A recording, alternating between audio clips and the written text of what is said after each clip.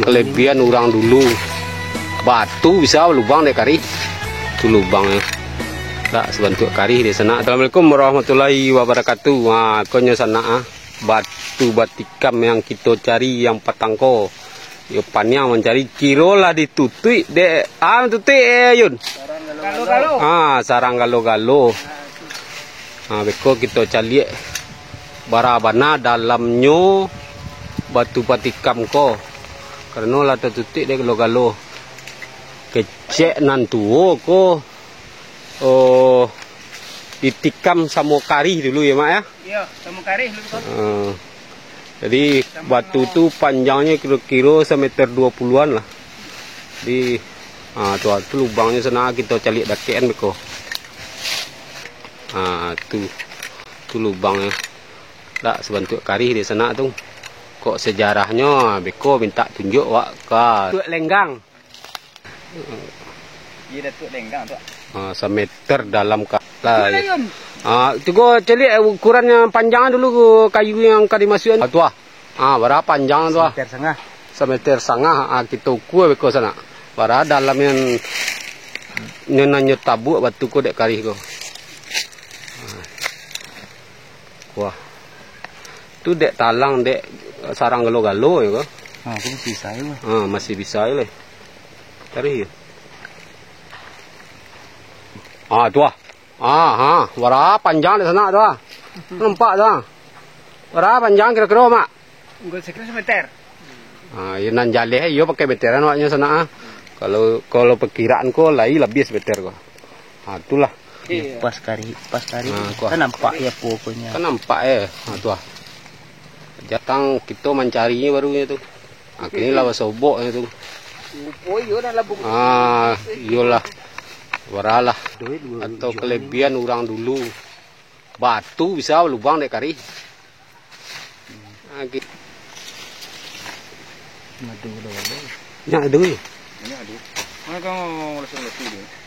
Ke sana kami batigo berampek jambo pai surpai mencari batu batikam.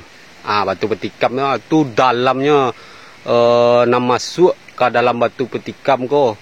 Tikam ko dek jokari dulu kan sana. Ndak lubangnya paek dah. Jangan salah lah ko. Coba masukin dalam Yun. Berada dalamnya tu. Tu lebih semeter tu mah. Tu. Tu dek sarang galo-galo. Jadi batang tu ndak bersobok dek kami ni. Tu. Tak tabuk naik. Indak. Tu dalamnya sana. Tu sampai ke puncak dah. Lebih semeter Yun.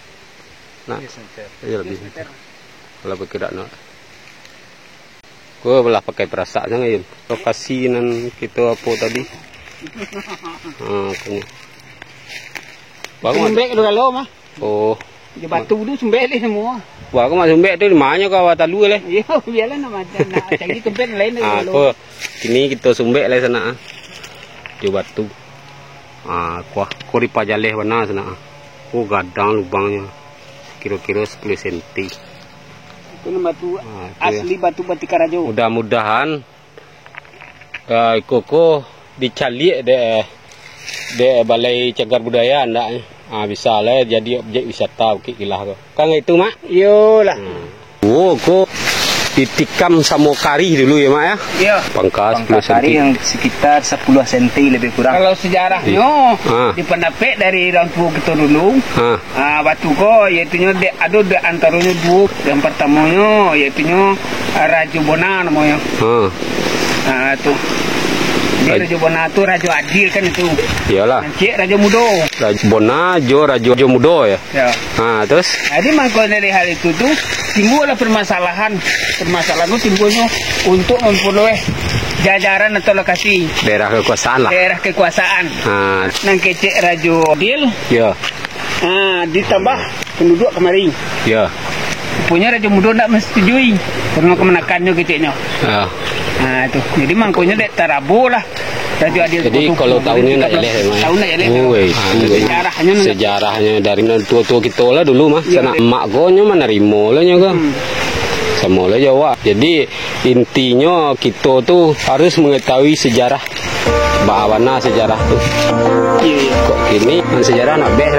Sampai tu mak. Terima kasih Mak. Assalamualaikum Mak. Waalaikumsalam.